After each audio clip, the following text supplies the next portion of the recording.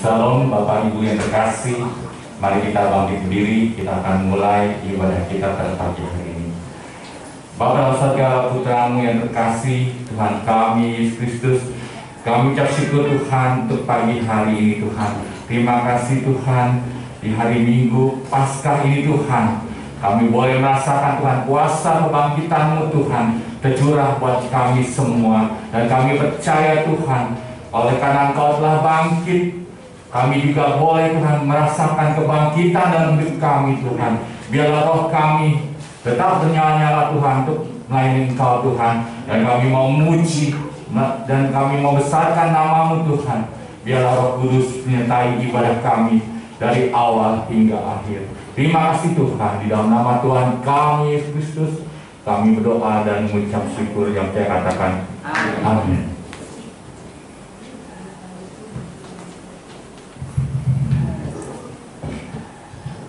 Shalom Bapak Ibu Saudara, selamat pagi. Shalom. Nggak ada orang ya. Shalom Bapak Ibu Saudara, selamat pagi. Selamat bertemu dalam kasih Tuhan kembali di tempat ini. Mari kita datang bersama-sama ke hadirat Tuhan.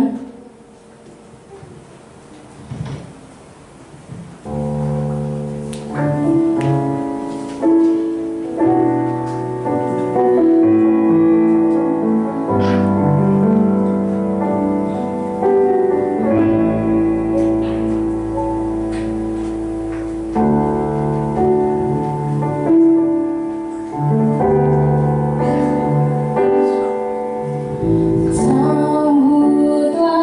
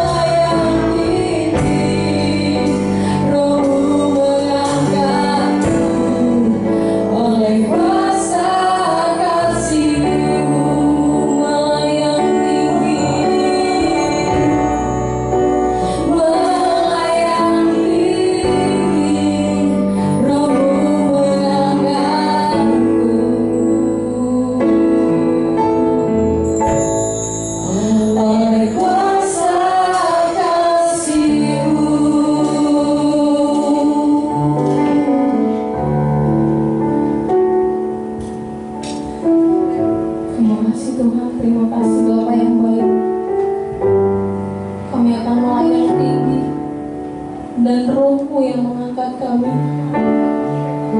Terima kasih buat kuasa kebangkitan-Mu pada saat hari ini. Kuasa kebangkitan-Mu yang membebaskan kami. Kuasa kebangkitan-Mu yang menyembuhkan kami. Terima kasih buat cinta-Mu Tuhan.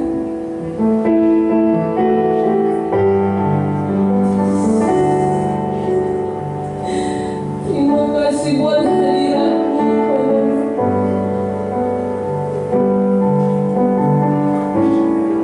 Terima kasih Tuhan. Terima kasih. Kami mau lebih dalam datang kepadamu Tuhan.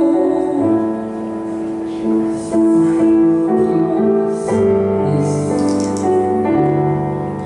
Bawa kami lebih lagi Tuhan. Bawa kami lebih lagi menikmati-Mu. Bawa kami lebih lagi.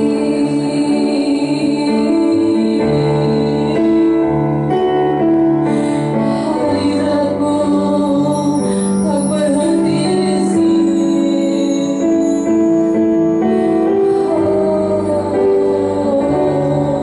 Terima kasih.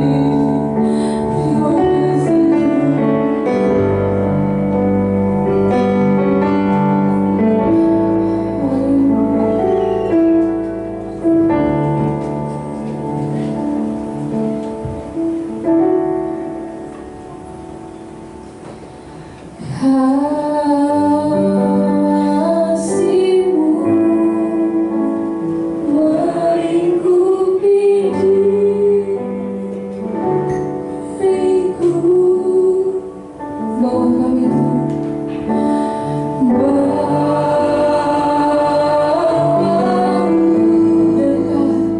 Dekat padamu, bukan terbang tinggi. Bukan terbang bagai raja wali. Raja wali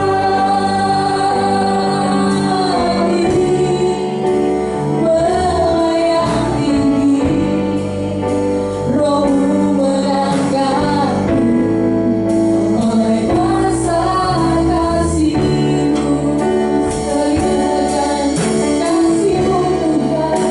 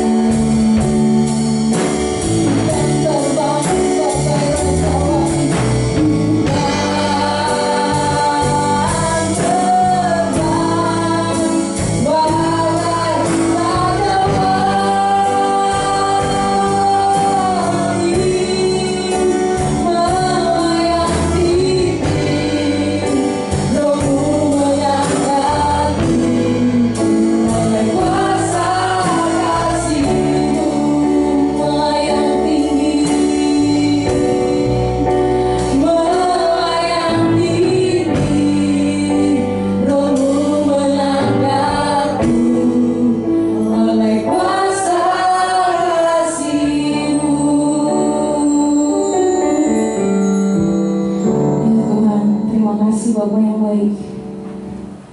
Terima kasih. Terima kasih. Terima kasih buat kebaikan Tuhan. Terima kasih buat anugerah-Mu di sepanjang kehidupan kami. Terima kasih buat kuasa kebangkitan-Mu Tuhan. Sebentar kami akan bersorak memuji memuliakan nama Tuhan. Hadirlah Tuhan, sukacita terus memenuhi di tempat ini. Dalam nama Tuhan Yesus Kristus yang siap, mari katakan amin. Shalom. Coba mari katakan shalom. Ada sukacita. Mari kita angkat pujian kita.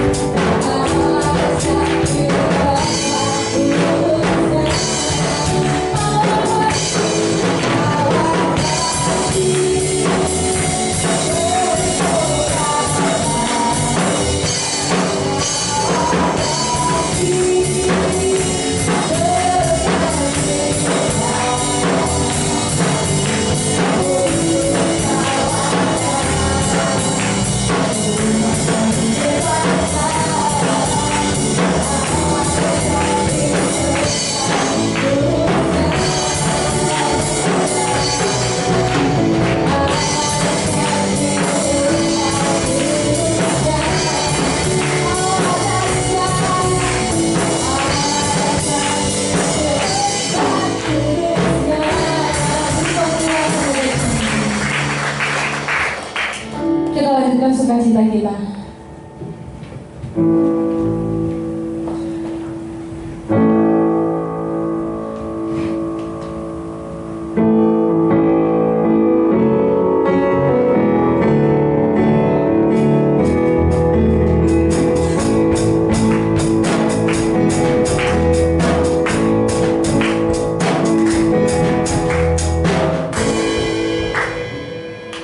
Anak Allah, Yesus namanya, menambuhkan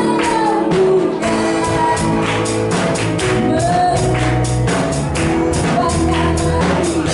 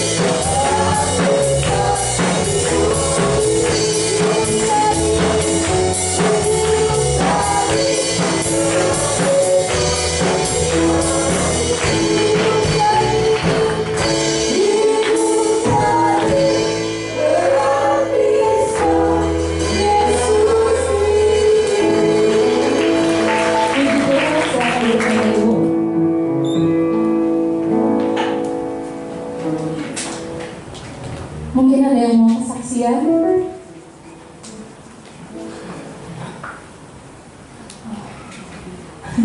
Mungkin ibu gembala. Baiklah, kalau tidak ada, kita akan menikmati firman Tuhan.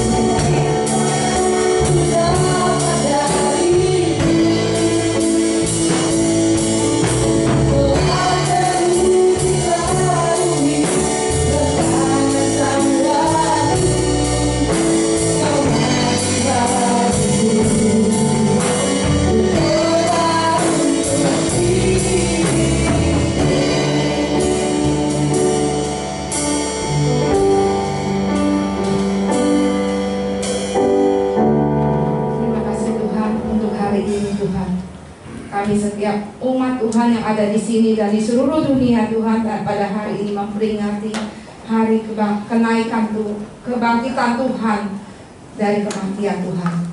Biarlah kuasa kebangkitan itu saat ini kami mau terima Tuhan, karena kuasa kebangkitan Tuhan sangat banyak Tuhan maknanya dalam hidup setiap anak-anak Tuhan yang percaya kepada Tuhan. Dan biarlah kiranya Tuhan pada saat hari ini Tuhan, Tuhan mau berhadirat di tengah-tengah kami. Tuhan mau memberikan hikmat pewahyuan kepada hamba untuk menyampaikan kebenaran-kebenaran firman Tuhan ini Tuhan. Dan kebenaran firman Tuhan ini yang akan memerdekakan kami dari segala dosa dan kutuk Tuhan. Dan biarlah setiap umat Tuhan yang ada di sini boleh menyiapkan hati mereka untuk menerima kebenaran firman Tuhan ini Tuhan. Dan pakai hamba, urapi hamba dengan kuasa-Mu Tuhan. Dan biarlah firman Tuhan ini hanya menyatakan kebenaran Tuhan, hanya menyatakan kuasa Tuhan, hanya menyatakan kebaikan Tuhan. Dan biarlah kiranya Tuhan berikan roh pengertian kepada kami semua untuk bisa menerima firman Tuhan dan melakukannya Tuhan.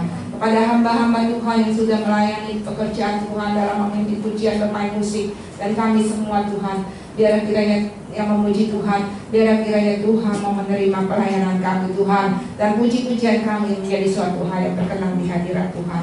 Di dalam nama Tuhan Yesus Kristus kami berdoa dan mengucap syukur. Haleluya, amin.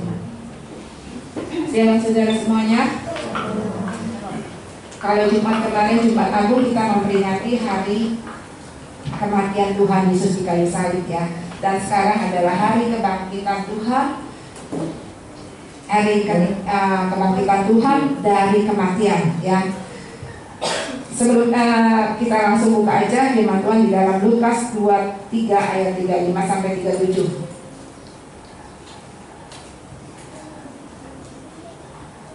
Masih seperti firman Tuhan, masih nyambung dengan Jumat kemarin ya. Saya mengambil ayat yang sama. Lukas 23 ayat 35 sampai 37.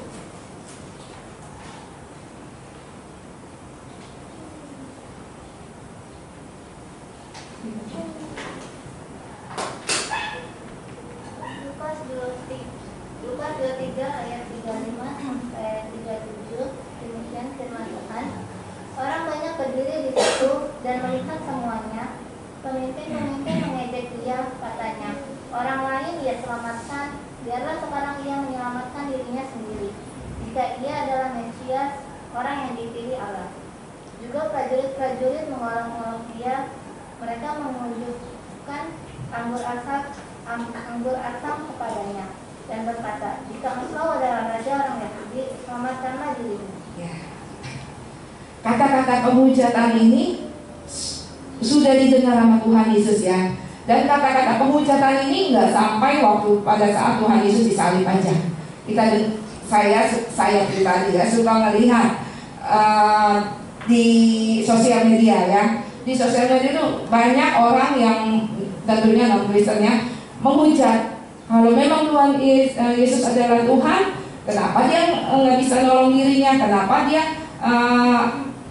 segala macam yang banyak kata-kata mereka yang menghujat Tuhan Yesus ya. Dan untuk kata-kata hujatan mereka, kalau benar dia Tuhan segala macam saya lupa kata-katanya ya. Nah, mungkin kata-kata itu buat orang-orang yang baru percaya atau masih bimbang itu bisa bikin iman mereka down ya. Wah itu Yesus benar gak sih Tuhan? Langsung mempertanyakan ya. Nah, tetapi bagi kita anak-anak Tuhan yang percaya bahwa Yesus Tuhan, itu sudah terbukti ya. Kita nggak usah ragu bahwa Yesus adalah Tuhan. Buktinya adalah kita pada hari ini memperingati hari kebangkitannya ya. Kebangkitan Tuhan. Buktinya ada kebangkitan. Sebabnya tidak ada manusia atau nabi atau apapun sebelum Yesus dibangkitkan, mereka meninggal, tidak ada yang bangkit dari kematian ya. Mereka belum bangkit ya. Yang membuktikan bahwa Yesus adalah Tuhan adalah dia bisa bangkit pada hari ketiga setelah dia mati di kayu salib ya. Dan firman Tuhan ini yang ejekan ini biarlah kalau saudara melihat itu, saudara jangan terpengaruh iman rohaninya, tetapi terus tetap mempercayai Tuhan sebagai Yesus adalah Tuhan sebagai juru selamat. Amin. Amin ya.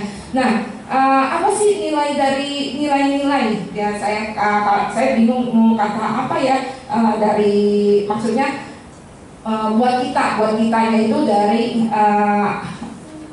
kebangkitan Tuhan Yesus itu. Buat kitanya itu apa? Jadi saya pikir udah dan saya kasih nama judulnya nilai-nilai positif lah ya. Sering kan kalau saya melihat anak saya belajar apa nilai-nilai positif dari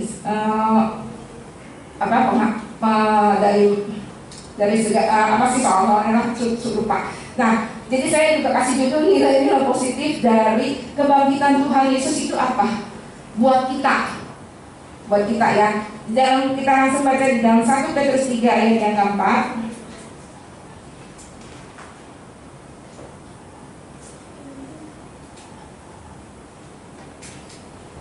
1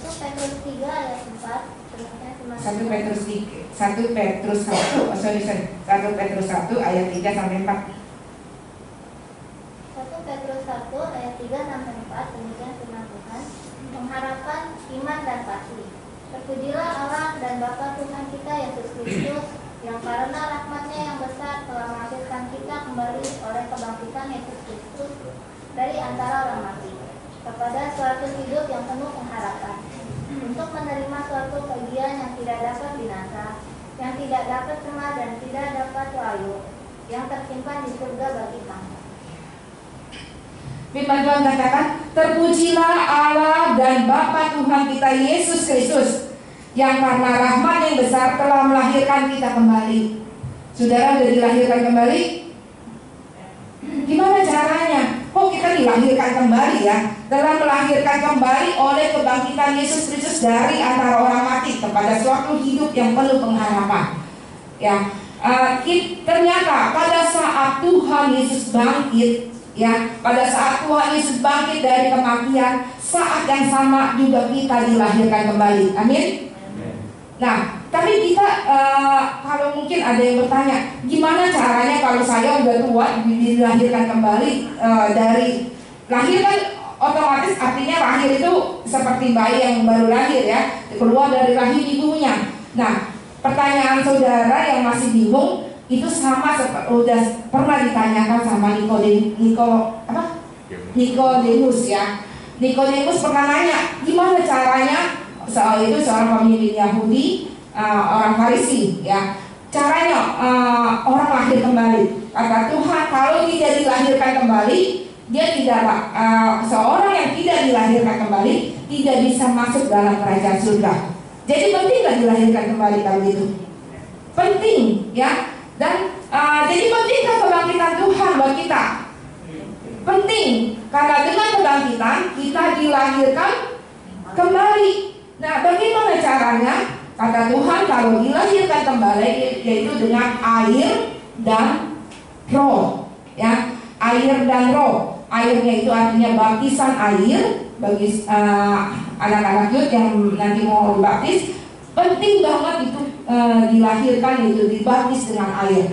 Dan rohnya itu bukan roh kecil ya, tapi roh besar, yaitu roh dari Allah ya, dan baptisan roh. Nah, di baptisan roh. Jadi ada saat Yesus bangkit dari kematian, roh yang dari Allah itu membangkitkan setiap orang-orang yang percaya pada Yesus. Amin. Nah, kalau zaman dulu Tuhan udah mencatat firman-Nya, terpujilah Allah dan Bapa Tuhan kita Yesus Kristus, yang karena rahmat-Nya yang besar telah melahirkan kita kembali oleh kebangkitan Yesus Kristus dari antara orang mati kepada suatu hidup yang penuh pengharapan.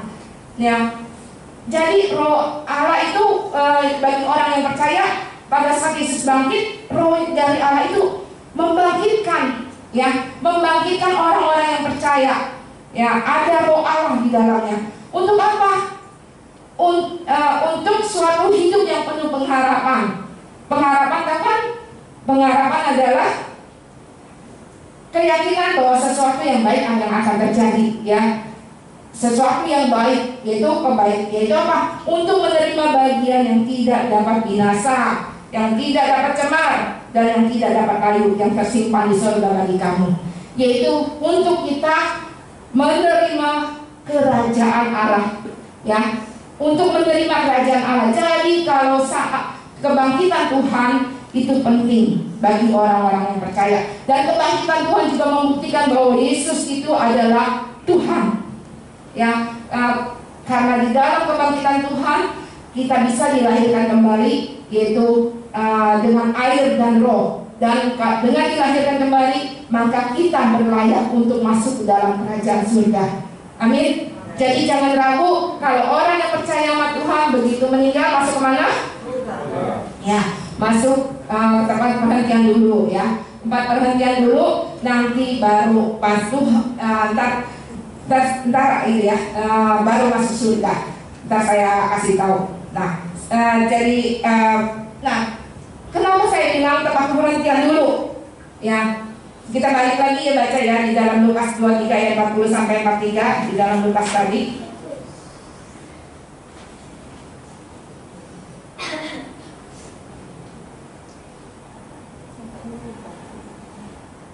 Lukas 23 ayat 40. Tetapi yang seorang menegur dia, katanya, tidakkah engkau takut juga tidak kepada Allah, sedang engkau menerima hukuman yang sama? Kita memang selayaknya dihukum, sebab kita menerima balasan yang setimpal dengan perbuatan kita. Tetapi orang ini tidak berbuat sesuatu yang salah. Lalu ia berkata, Yesus, ingatlah akan aku apabila engkau datang sebagai raja. Kata Yesus kepadanya, aku berkata kepadamu, sesungguhnya hari ini juga engkau akan bersama-sama aku di dalam Firdaus. Ya, Tuhan, saya bahas yang ayat 3-nya ya. Kata Yesus kepadamu, aku berkata kepadamu, sesungguhnya hari ini juga engkau akan ada bersama-sama dengan aku di dalam Firdaus. Menurut saudara, apa arti kata Firdaus di sini? Apakah sama dengan surga? Sama gak Firdaus dengan surga? Sama gak? Firdaus ternyata bukan belum surga, ya. Firdaus itu adalah tempat perhentian, ya, tempat perhentian sementara. Kayak kalau umpamanya ibarat kata, kalau saudara yang suka naik bus, suka kan setiap halte berhenti ya, tempat perhentian. Jadi sementara, bukannya berarti bus itu berhentinya di halte terus ini. Tapi bus itu kan berhentinya di terminal, ya kan?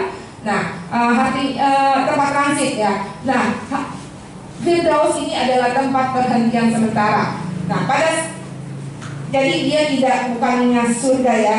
Tidak, jadi di alam bersyah ya. Nah, di dalam tempat perhentian itu ada dua macam, yaitu ada lautan api dan ada Firdaus. Bagi orang-orang yang saat itu, yang sebelum, ingat ya, sebelum Tuhan Yesus datang mati dan bangkit, ya, itu meninggal dan percaya kepada Bapa. Waktu itu kan zaman Bapa ya.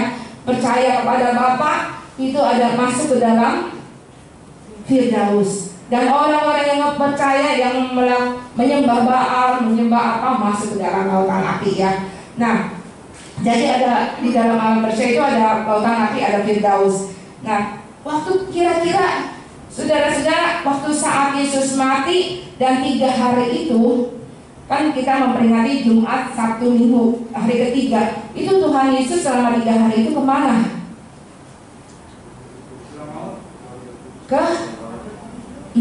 Ke dalam, kita baca ya supaya jangan salah. Kata kacau jurang maut ya. Ada nggak kata-kata jurang maut ya? Kita baca ya di dalam Matius 12 ayat 40.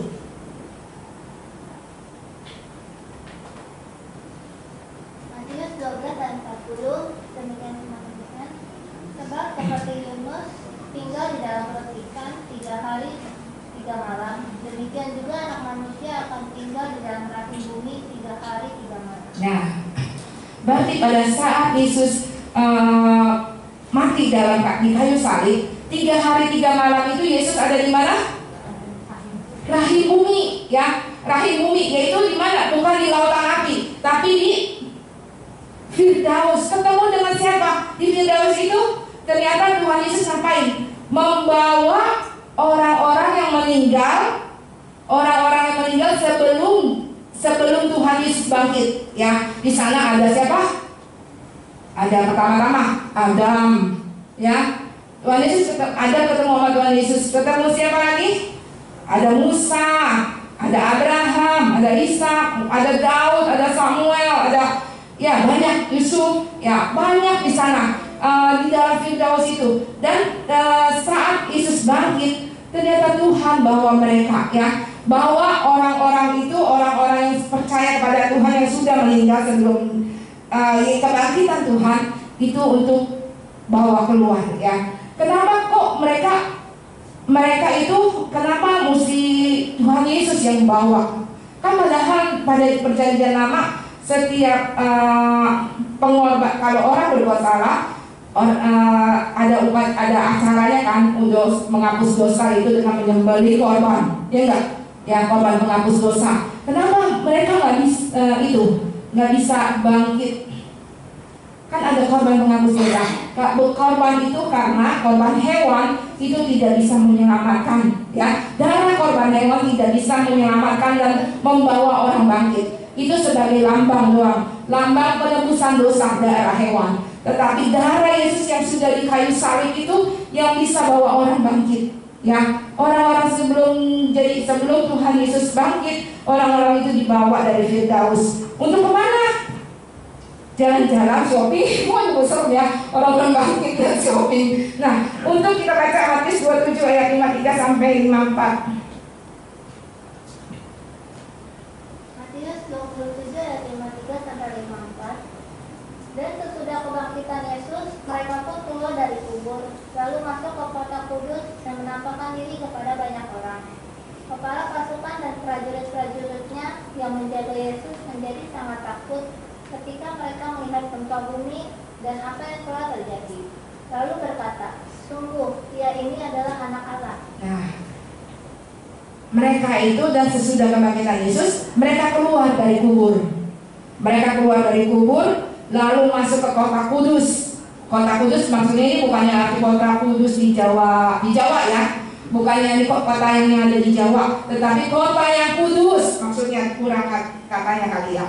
Kota yang kudus, lalu masuk dan menampakkan diri kepada banyak orang.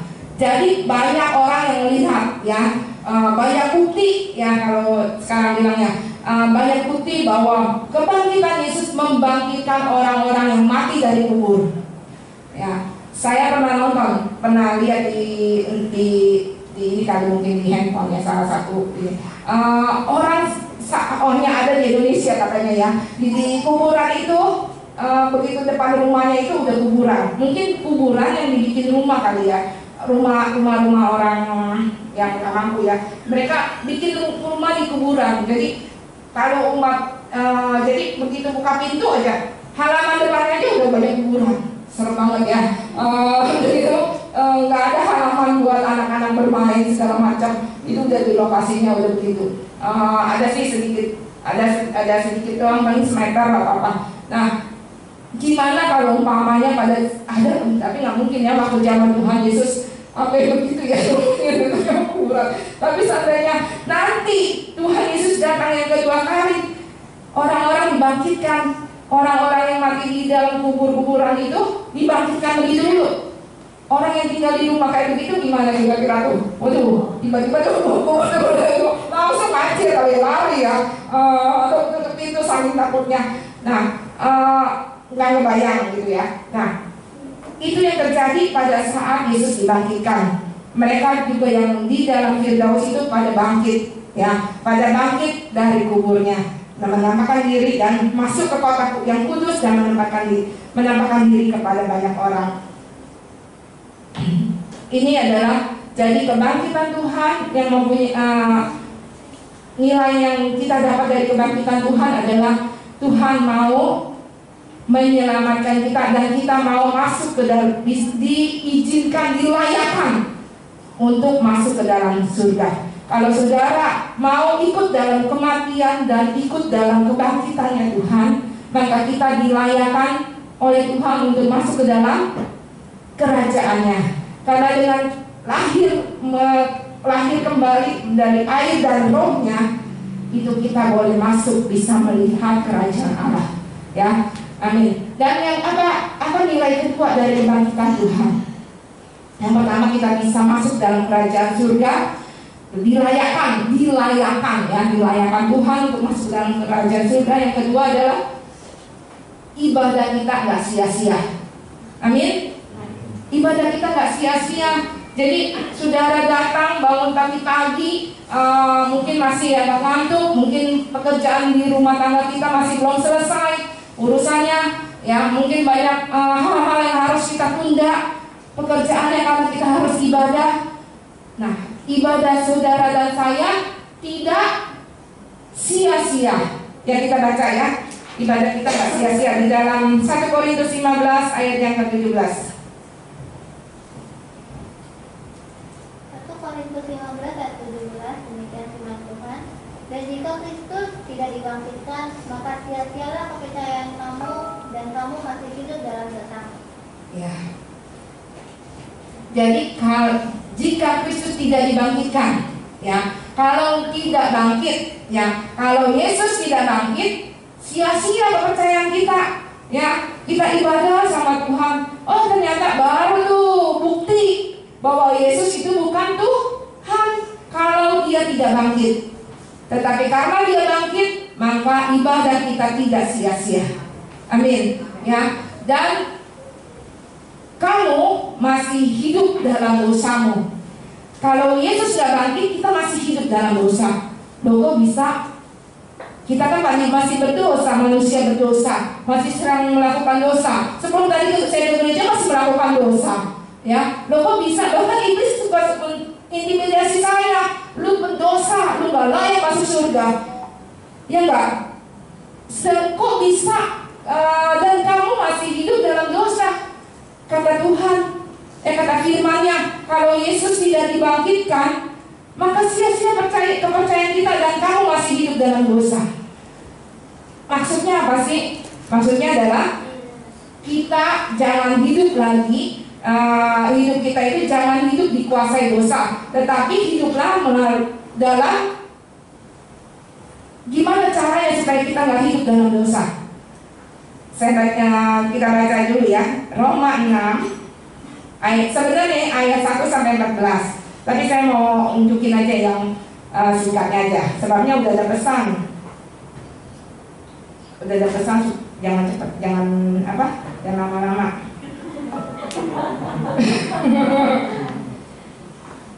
Roma 6 ayat 14-nya dulu.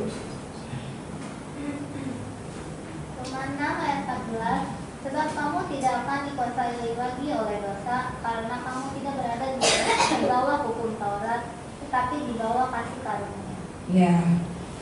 Nah, Roma 6 ayat yang 14, supaya kita tidak hidup lagi di dalam dosa dan atau hidup kita tidak dikuasai oleh dosa, maka hiduplah dalam kasih karunia-Nya Tuhan. Ya. Hidup dalam kasih karunia Tuhan. Sebab kamu tidak akan dikuasai lagi oleh dosa, karena kamu tidak berada di bawah hukum Taurat, tetapi di bawah kasih karunia. Dan kematian Tuhan Yesus itu, Tuhan Yesus juga mati buat hukum Taurat, ya, menggenapi hukum Taurat, sehingga kita tidak hidup di bawah hukum Taurat, melainkan di bawah kasih karunia. Dan seringkali banyak karena orang Kristen, anak-anak Tuhan atau hamba-hamba Tuhan sekalipun yang sudah mengerti firman Tuhan sering pakai ayat yang 14 ini. Ya, dia nggak baca lagi. Nah, sebenarnya saya mesti nyuruh saudara baca ayat 1 sampai 14 nih supaya ngerti pintar-pintar. Sering pakai dia untuk melakukan dosa di bawah kasih karunia. Jadi maksudnya gini, habis melakukan dosa, mamanya berzina, habis berzina, oh ada kasih karunia, minta ampun sama Tuhan. Ya, minta ampun sama Tuhan. Udah gitu, melakukan dosa lagi. Ada kasih karunia, minta ampun sama Tuhan, lakukan dosa lagi. Hidup di bawah kasih karunia terus. Udah bebas kan? Jangan berzina, jangan mencuri. Oh, udah gak ada itu, udah gak ada rumusnya. Kan udah digenapi sama Yesus katanya ya, dengan kematian Yesus. Nah, sering orang pakai ayat ini untuk menghalalkan dosa-dosa mereka. Boleh gak kita demikian, anak-anak Tuhan? Coba kita baca di dalam ayat yang satu. Ini penting juga, saudara-saudara, kita semua tahu ya. Roma 6 ayat 1, mati dan bangkit dengan Kristus. Jika demikian, apakah yang hendak kita katakan? Bolehkah kita bertekun dalam dosa supaya semakin bertambah kasih karunia itu? Jawabannya? Jawabannya adalah Sekali-kali tidak. Bukankah kita telah mati bagi dosa? Bagaimanakah kita masih dapat hidup di dalamnya? ya.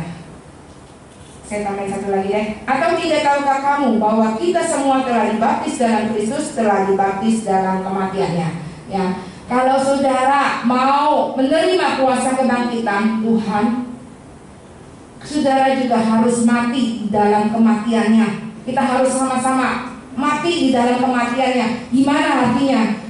Matikan dosa, ya. Tidak jadi hamba dosa lagi.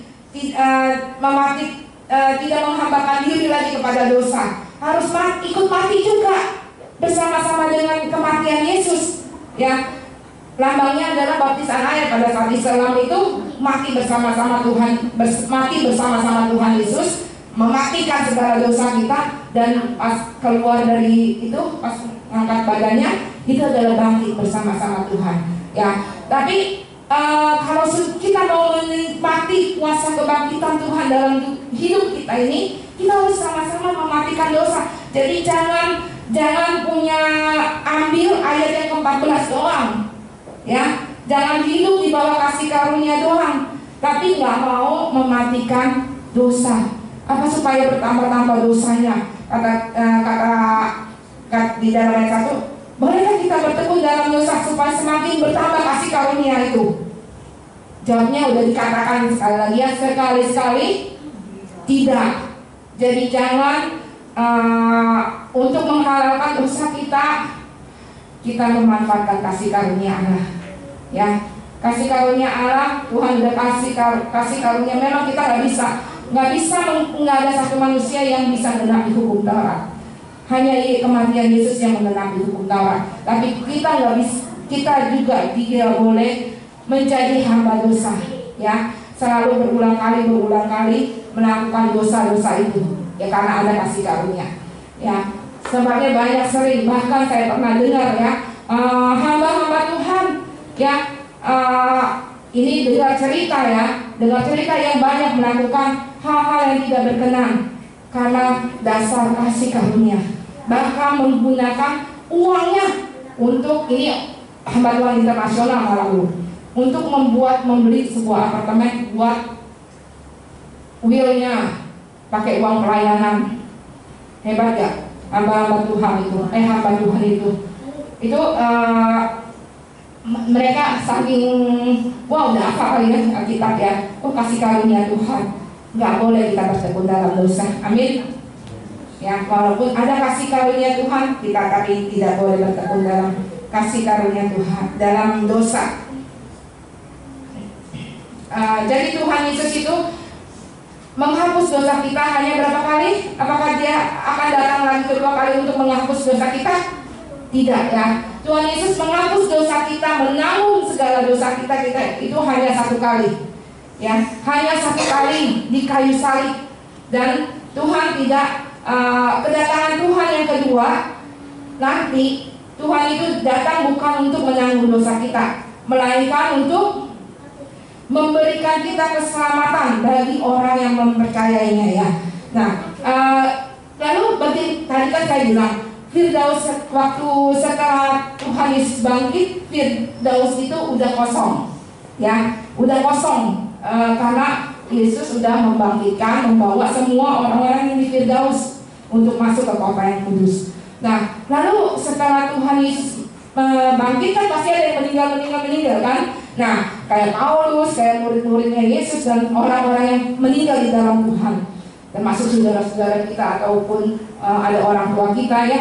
Nah, itu gimana mereka? Kemana mereka? Apakah udah langsung ke surga? Udah langsung ke surga belum?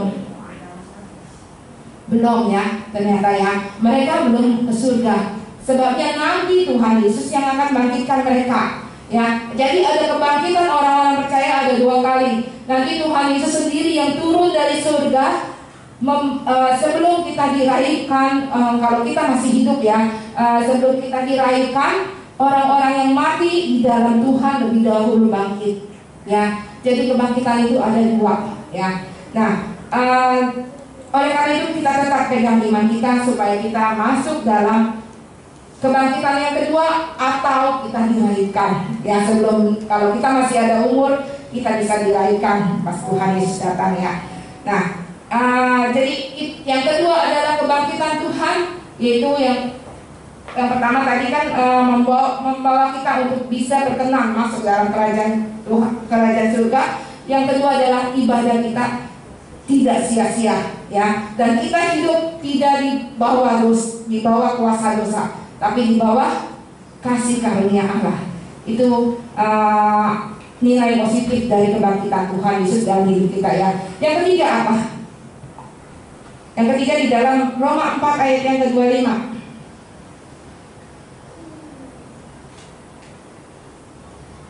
Ini ayat terakhir ya. Jadi sudah habis ini ya, bacakan.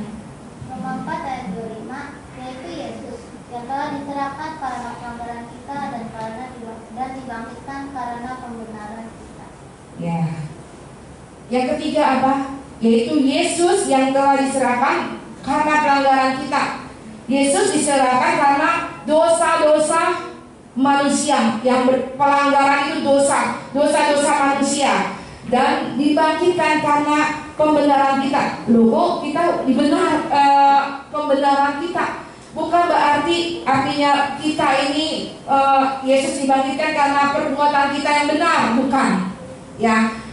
Allah membangkitkan Yesus supaya saudara dan saya dibenarkan di hadapan Allah. Amin. Allah bangkitkan Yesus supaya saudara dan saya dibenarkan. Sebabnya kalau kita nggak dibenarkan, kita layak gak masuk kerajaan surga? Nggak layak. Kalau kita harus dibenarkan, ya, dan dibenarkan bukan karena perbuatan-perbuatan kita yang waktu saat ada kasus itu gue yang paling benar, bukan dibenarkan karena perbuatan-perbuatan kita, bukan karena amal, kata orang amal ibadah, bukan amal ibadah.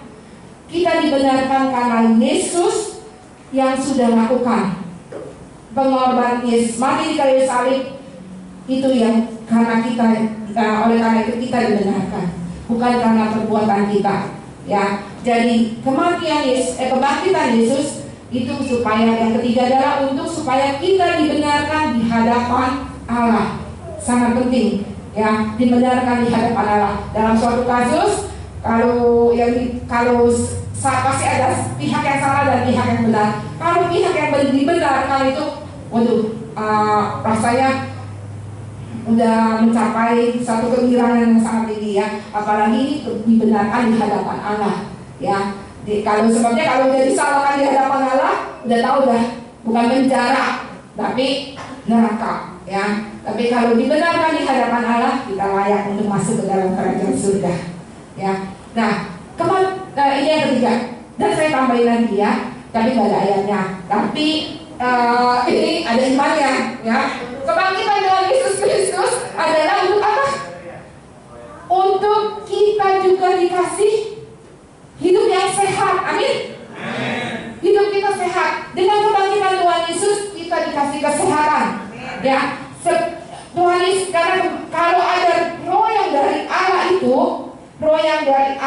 ada di dalam hidup kita, membangkitkan kita. Roh itu sama tubuh jasmani ini, kalau rohnya dibangkitkan, tubuh jasmani itu berdampak loh ya. Kalau umpamanya saudara, bayangin nih, kalau roh saudara lagi lemah, lagi nggak ada berdaya, tubuh saudara rasanya apa? Lemas, ya betul tuh, lemas, ya lemas, mau ngapa-ngapain, mager, ya enggak? Udah gitu nggak ada semangatnya dah, ya enggak? Tapi kalau ada roh Allah di dalam hidup kita yang membangkitkan, tubuh jasmani kita ini mempunyai dampak. Organ-organ di dalam tubuh kita akan sehat, ya enggak? Ada regenerasi sel. Untuk regenerasi sel mahal, ya. Ada yang dulu kan saya juga pernah beli, ya, yang orang nawarin bisa harganya puluhan juta. Tapi kalau kita kasih harga spesial, tapi masih tetap puluhan juta kan. Tapi harganya lebih murah. Nah, untuk regenerasi sel itu mahal. Tapi kalau Allah yang roh Allah ada dalam diri kita, itu bisa regenerasi sel. Regenerasi sel awet muda. Amin, saya mau awet muda. Oh, mau semuanya awet muda ya. Umur 70 tetap kayak kelihatan 20 mau. Ya. Semuanya kelamaan. Waktu kemarin malam saya ngelihat Andy lagi nunduk aja. Kata saya, lu udah tua amat sih. Ya udah dah, besok gua operasi tarik benang. Gak usah, besok gua operasi tarik benang. Gak usah laki-laki tarik benang. Banyak katanya. Nggak usah. Kalau ada roh Allah dalam diri kita, bikin awet muda. Amin. Amin ya. Hati bersukacita. Hati sukacita otomatis muka kita juga ada efeknya ya, awet muda ya. Tubuh ini sehat ya. Organ-organ tubuh yang sakit, yang tadinya sakit, Tuhan sembuhkan. Amin. Karena ada regenerasi sel, ada organ-organ tubuh yang baru tercipta. Itulah dampak kebangkitan Tuhan Yesus dalam hidup kita. Amin. Tetapi yang terlebih penting adalah kita dilayakkan masuk ke dalam kerajaan surga. Kita dibenarkan di hadapan Allah, dan ibadah kita tidak sia-sia. Dan kita tidak hidup di dalam kuasa dosa, melainkan di bawah kasih karunia Allah. Dan banyak lagi ya yang kita dapatkan dari kebangkitan Tuhan. Tapi saat ini saya hanya bagikan 4 ya, sebenarnya 3, saya tambahin 1 tadi. Nah, jadi 4 yang saya bagikan ya. Biar firman Tuhan ini memberkati saudara semuanya dan membuat kita menerima kuasa kebangkitan Tuhan pada hari ini ya. Nah, ini kan karena direkam ya. Karena direkam saya bilang, bagi saudara-saudara yang menonton dan firman ini memberkati saudara, tekan tombol subscribe ya. Dan kasih like. Tapi kalau tidak diberkati, boleh kasih dislike ya. Amin. Tuhan Yesus memberkati.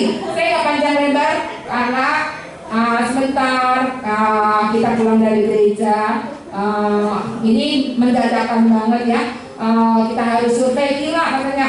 Karena siapa Tuan Kim bilang kita mau anak-anak youth mau retret ya. Adik-adik mau retret ya. Udah ngiang-ngiang mau retret ya. Dan Tuan Kim juga mau ngadakan retret. Jadi kita sudah mau survei gila. Jadi tidak diperpanjangkan, biar firman Tuhan ini memberkati saudara semuanya.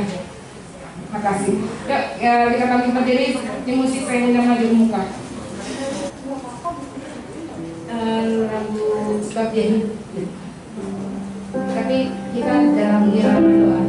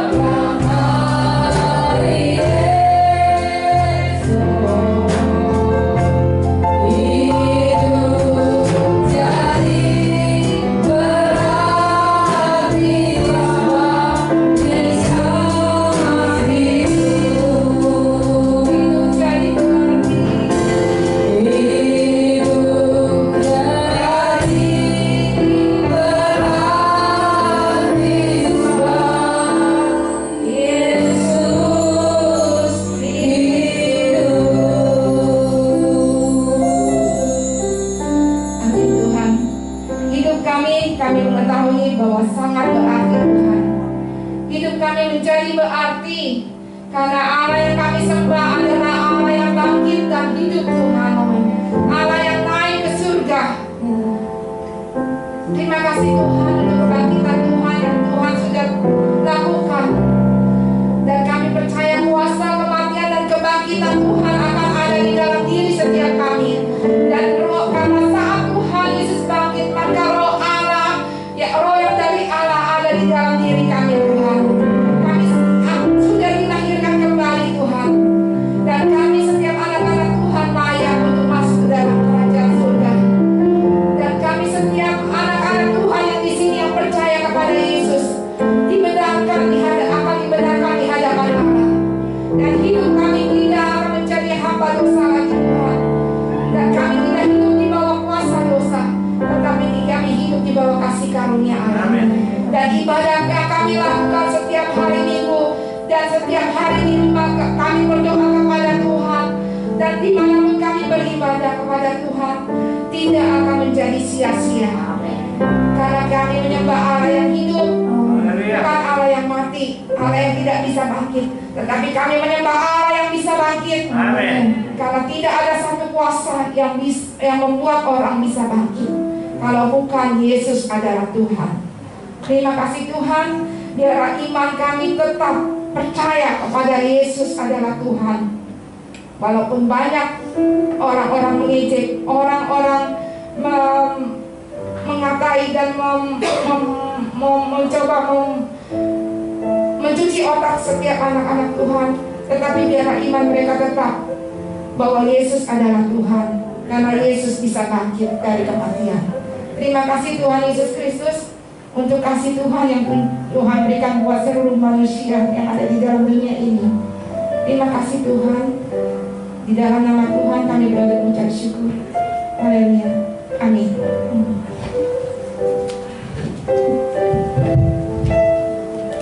Terima kasih buat Ibu Gembala yang sudah menyampaikan firman Tuhan. Biar dipakai Tuhan lebih keren lagi, lebih luar biasa. Puji Tuhan. Sebentar kita akan memberikan persembahan kita. Yang bertugas saya persilakan menuju ke depan.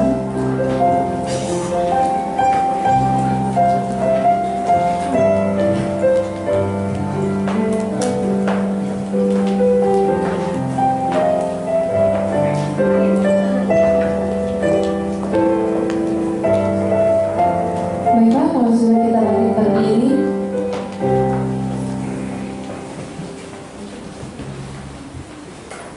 3, 2, 1. Dengan hati bersyukur kami mengangkat persembahan kami di hadapan Tuhan. Dalam persembahan ini dipakai dan digunakan untuk memperluas pengaruh kerajaan surga di bumi. Dan kiranya Bapa sumber segala anugerah akan membuka sumber-sumber penghasilan dan memberikan kepada kami roh hikmat, kemampuan, kuasa dan otoritas kerajaan Allah untuk memperoleh kekayaan dan menjadi berkat dalam rumah Tuhan dan menjadi alat untuk penuaian jiwa-jiwa. Di dalam nama Tuhan Yesus Kristus kami memberi. Amin. Amin. Ibu Liben memimpin kita dalam doa. Terima kasih Tuhan, terima kasih Yesus, terima kasih Roh Kudus, terima kasih banyak buat segala kebaikan-Mu. Terima kasih Tuhan, kami percaya kami masih punya Tuhan. Oleh karena kuasa kebangkitan-Mu ya Tuhan, kami diselamatkan. Terima kasih kalau sebentar kami akan memberi yang berkati anak-anak-Mu yang memberi maupun yang tidak memberi. Kau berkati anak-anak-Mu yang membawa lebih tinggi. Biar kami mau memberi dengan sukacita dan sukarela. Terima kasih Tuhan, hanya di dalam nama Tuhan Yesus kami berdoa. Haleluya. Amin.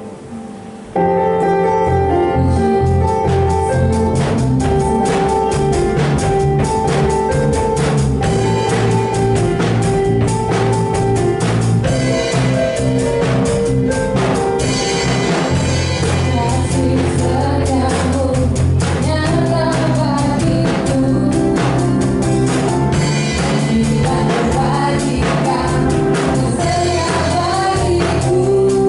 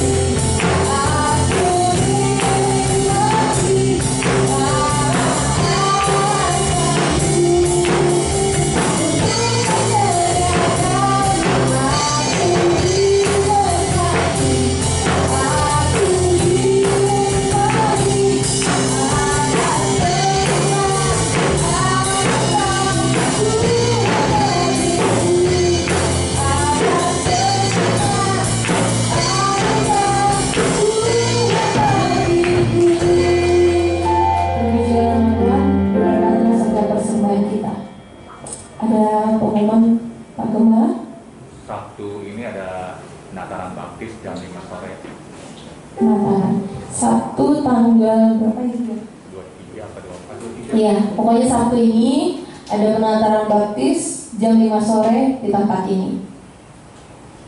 Ada lagi? Tidak ada? Baiklah, kita akan menutup ibadah kita. Saya undang semua bangkit berdiri.